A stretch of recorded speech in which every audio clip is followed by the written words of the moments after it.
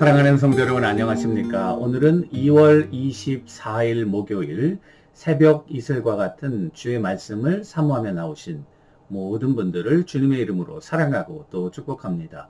우리가 오늘 같이 상고할 말씀은 어제에 이어서 여호수아서 3장 7절에서 14절, 13절까지 그리고 마지막 17절까지 이렇게 두 부분 좀 발췌해서 읽도록 하겠습니다. 여호수아서 3장 7절에서 13절 그리고 마지막 절 14절이 되겠습니다. 제가 받들어 읽겠습니다.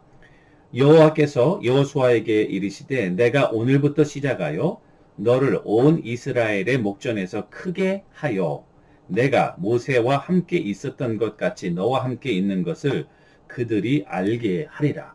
너는 언약궤를 맨 제사장들에게 명령하여 이르기를 너희가 요단 물가에 이르거든 요단에 들어서게 하라.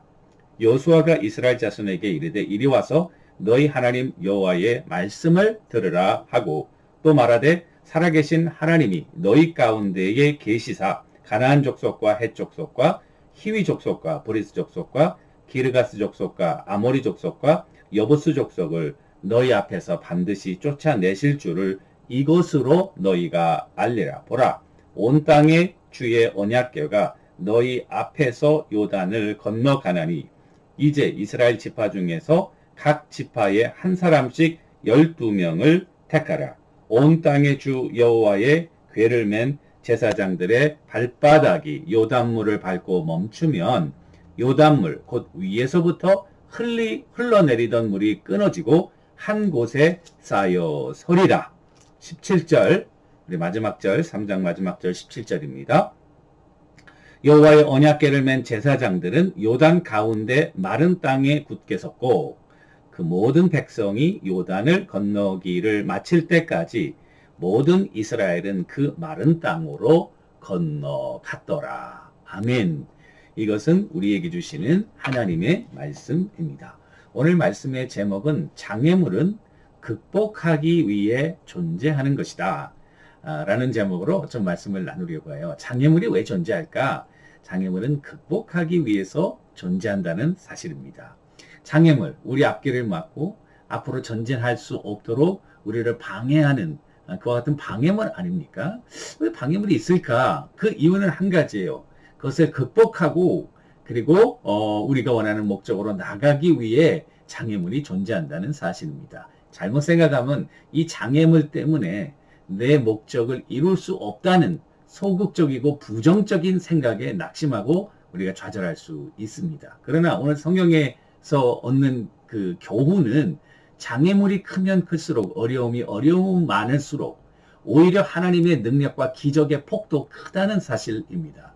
그런 의미에서 여러분들과 제가 장애물을 보는 시각을 새롭게 정하고 장애물에 의해서 좌절되고 포기하는 것이 아니라 장애물은 오히려 하나님의 더 큰 능력을 체험하기 위한 그와 같은 수단이 불과하다는 사실을 꼭 기억하고 오늘 말씀을 들었으면 좋겠습니다. 이스라엘 백성들이 이제 애굽에서 광야로 들어갈 때 그 길을 막았던 것은 홍해였습니다.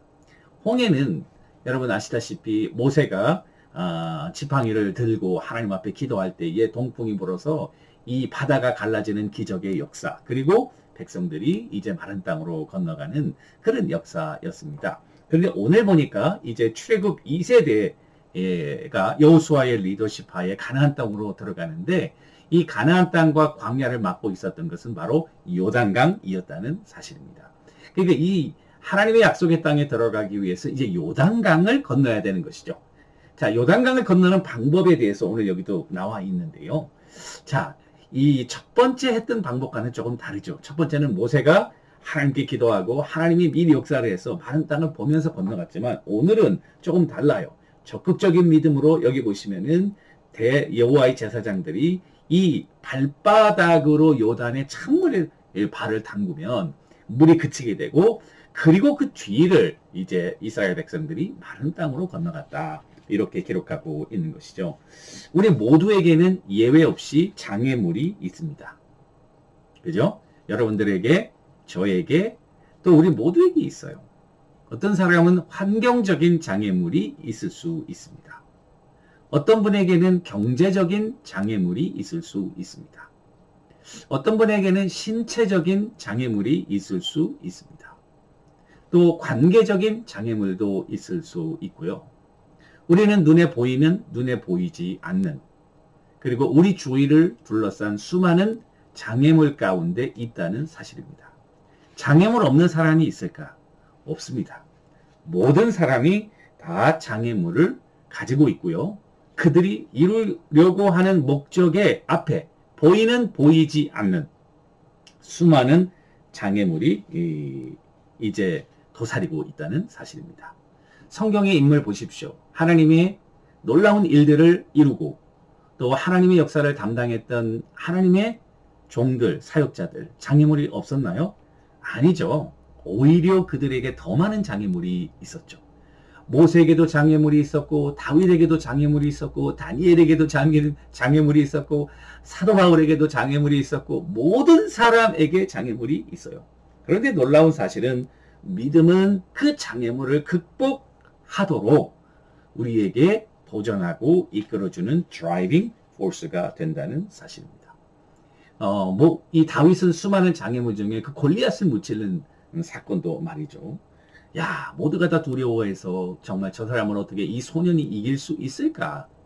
정말 난공불락의 그와 같은 장애물 아니었습니까? 그런데 믿음으로 말이죠.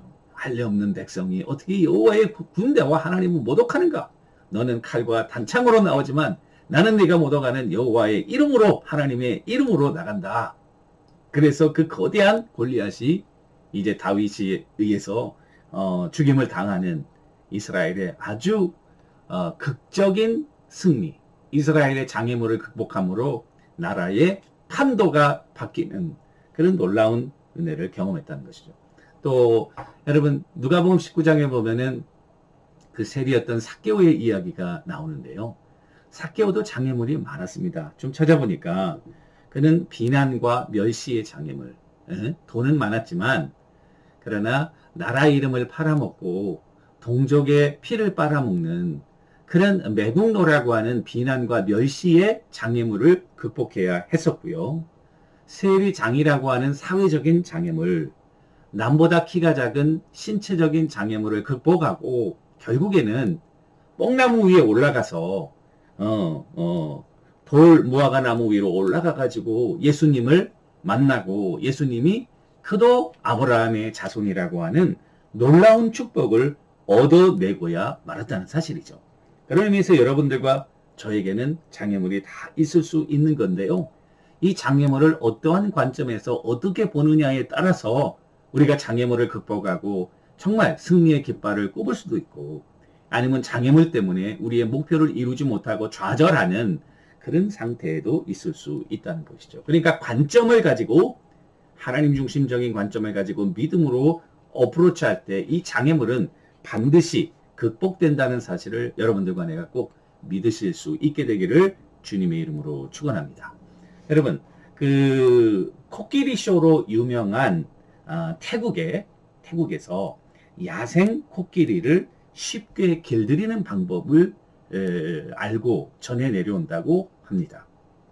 이 코끼리를 잡아서 쇼를 해야 되니까 이 코끼리를 잘 길들여야 되잖아요. 잘 길들이는데 어떻게 길들이냐?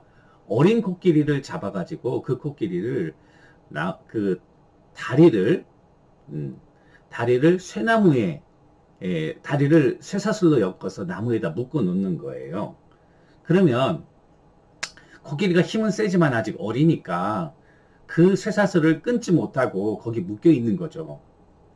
그런데 이제 그런 어릴 적부터 그 장애물을 극복하기 위해서 어린 코끼리가 마구 발버둥 치고 몸부림 쳤겠죠. 그런데 아무리 해도 안 되는 거예요. 그러니까 코끼리가 어떻게 생각하냐면 나는 이 쇠사슬에서 빠져나올 수 없다고 스스로 체념하고 체득하게 된다는 사실이에요. 그리고 시간이 지나서 이 어린 코끼리가 장성한 코끼리가 돼서 정말 아주 거대한 코끼리가 된 거예요. 그리고 이 코끼리를 도망가지 못하도록 할 때는 똑같은 쇠사슬에 똑같은 나무에 묶어 넣는 거예요. 그러면은 사실은 이제는 과거와 달라서 이 코끼리가 아주 크거든요. 힘도 세잖아요. 그러니까 다리를 확 하면 그게 다 뽑힐 텐데 어릴 적 자기가 가졌던 경험에 의해서 나는 이 쇠사슬을 끊을 수 없다는 생각 속에 자신을 가두고 마치 길들여진 개나 고양이처럼 아주 얌전하게 묶여져 있다는 사실입니다. 자, 이것은 우리에게 무엇을 말해줍니까? 진정한 장애물은 외적인 것이 아니라 내적인 것이다. 나를 가로막는 장애물은 외적인 환경이 아니라 나의 시각과 나의 관점이다. 만일 우리가 하나님의 관점을 가지고 믿음으로 우리의 이런 장애물을 바로 볼 수 있다면 우리는 어떠한 장애물이 있든지 반드시 그 장애물을 극복하고 하나님의 놀라운 일들을 감당하고 여러분들의 목적지까지 그 목적을 이룰 수 있는 그런 보람된 삶을 살 수 있다는 사실입니다. 저 개인적인 간증은 제가 이제 신학교를 졸업하고 미국에 올 때에 저희 가정에 미국에 유학을 먼저 하신 분이 있어서 그분에게 좀 조언을 듣기 위해 제가 그분과 만나서 이제 저의 계획을 이야기하고 그리고 미국에 갈 이야기를 했더니 대뜸 첫 번에 하는 이야기가 너는 갈 수 없다. 너는 못 간다. 아주 단정적으로 얘기하더라고요. 그 이유가 뭐냐 물어봤더니 너는 돈이 없다는 거예요. 그래서 미국에 가서 유학하고 생활하고 물론 돈이 필요하죠. 그러니까 저는 경제적인 배리어가 있었던 거예요. 그런데 제 마음속에는 이건 꼭 될 것 같은 마음이에요. 꼭 이건 믿음인데요, 정말. 보이지 않는데 꼭 보는 것처럼. 이게 나는 돈을 하나도 가진 게 없는데 말이죠. 가면 반드시 열릴 것 같은 확실히 너무 센 거예요. 그래, 우리 선민이가 그때 3살 됐는데, 어린 아이를 데리고, 우리 부인을 데리고, 보스턴으로 유학을 오게 됐고, 유학 온 지가 벌써 미국에 온 지가 1년이 지났는데요. 물론 경제적으로 풍족한 건 없었지만, 굶은 것도 없고, 모자란 것도 없었어요. 여호와 이레 하나님이 다 공급해 주셨어요. 만일 그때, 그렇구나. 난 돈이 없다. 나는 여러 가지 부족한 점이 많다. 나는 여러 가지 장애물이 많다. 못 간다. 오늘날에 저는 없죠.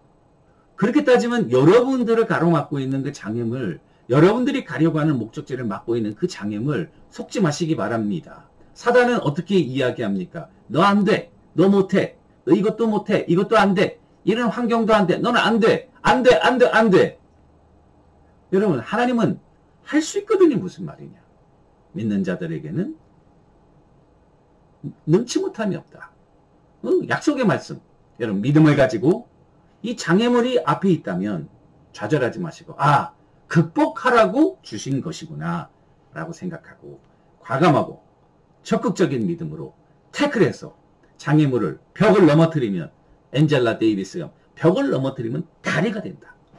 그걸 밟고 올라가서 하나님의 목적을 이루는 능력 있는 성도의 삶을 살아가는 여러분들과 제가 되기를 주님의 이름으로 간절히 축원합니다. 기도하겠습니다. 하나님 아버지, 우리 삶의 장애물이 많지만 이 장애물은 극복하기 위해 존재한다는 믿음의 시각을 회복하게 하시고 장애물로 인하여 좌절하는 것이 아니라 오히려 극복하고 하나님의 능력을 체험하며 승리의 깃발을 꽂고 하나님 앞에 영광 올리는 우리 모두 되게 하옵소서. 예수님의 이름으로 간절히 기도 올리옵나이다. 아멘. 오늘도 주님과 동행하시는 여러분들과 제가 되기를 주님의 이름으로 축원합니다. 감사합니다.